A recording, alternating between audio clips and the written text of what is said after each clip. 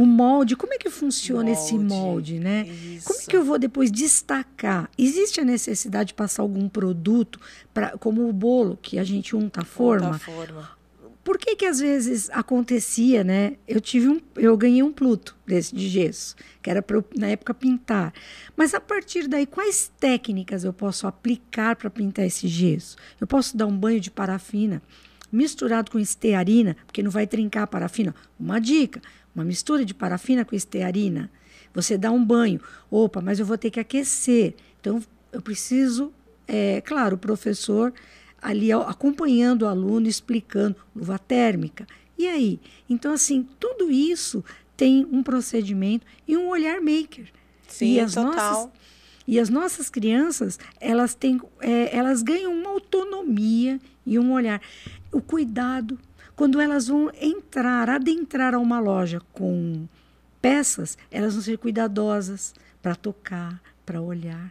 Porque elas sabem que aquilo como que foi feito, qual material, ou até mesmo questionar como que é feito um copo, qual é o material, como que é esse vidro, qual é o calor que ele recebe para poder ganhar aquele formato, as garrafas, como que a Santa Marina fez a primeira garrafa de Coca-Cola, e aí?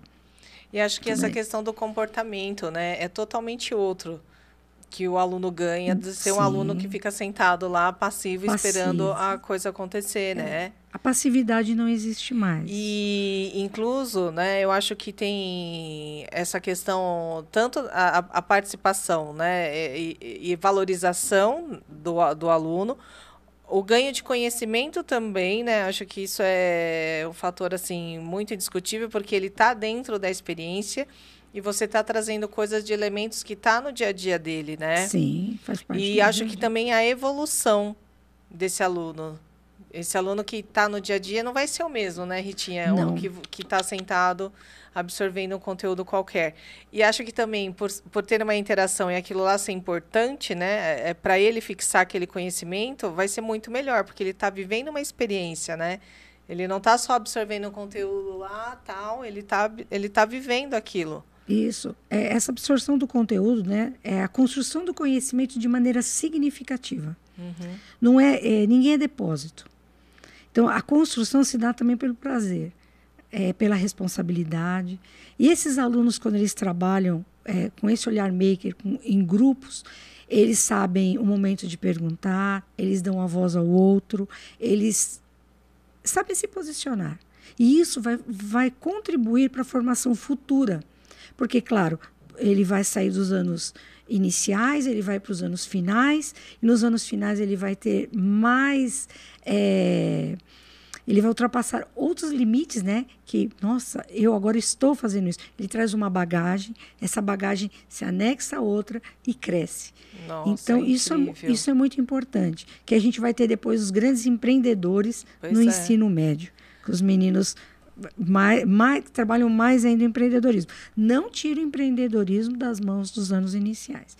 Eles são grandes empreendedores, tiro isso com o repelente lá, que se não tivermos uma feira para vender o produto, para arrecadar o material que foi gasto.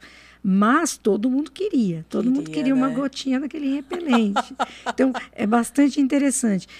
Outra coisa que eu me lembrei agora, em relação você trabalhar fungos com os alunos.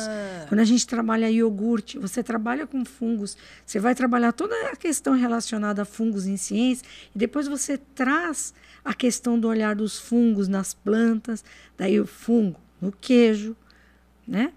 Pois é. E aí, que fungo que é aquele? Então, o aluno passa a entender também, mais uma vez, a questão da gastronomia, que existe uma relação com fungos no queijo, na cerveja, no pão.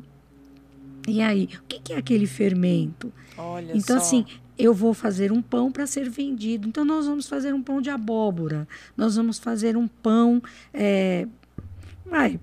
pão tradicional. E nós vamos oferecer em um momento aqui na sala. E a pessoa pode provar também um iogurte natural, feito aqui na sala, com um fungo, a partir de um copo de iogurte. Mas por quê?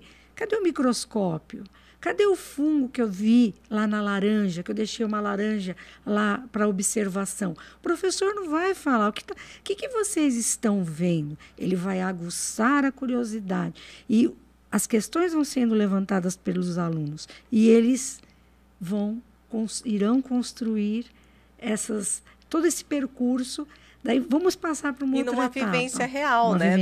Do dia a dia mesmo, né? Não fica só no subjetivo, justamente. Né, eu tive a oportunidade de estudar numa escola que tinha laboratório. Então, eu cheguei a experimentar. Acho que por isso que eu tenho essa questão maker, né?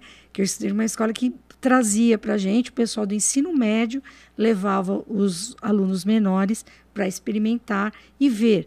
Então, a gente vê fungos através do microscópio. Então, toda escola tem microscópio, toda. Aqui eu trabalho, tem vários microscópios simples, mas para aguçar esse olhar. Porque uma coisa é olhar uma lâmina fotografada em um livro.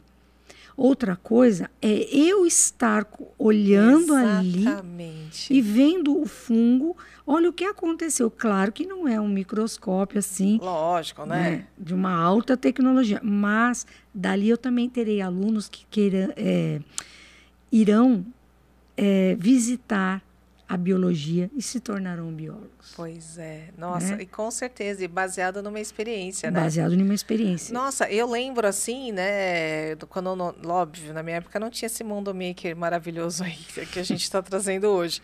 Mas eu não sei você, Ritinha, quando eu descobri que se colocava o feijão no algodão e brotava, parecia que eu tinha descoberto a minha vida ali. Era uma quantidade enorme de potinho de algodão com feijão, assim, e minha mãe era muito de boa, assim, então ela comprou uns copinhos até de café, assim, de plástico, e eu deixava tudo lá, minha coleção, uns davam certo, outros não davam, outros não sei o quê, eu achava o máximo aquilo, entendeu? E eu achava realmente que daquele algodão ia brotar, não que não fosse, né, mas na minha cabeça, dentro do potinho, breve a gente ia comer feijão daquele potinho, sabe? Então era incrível aquilo para mim.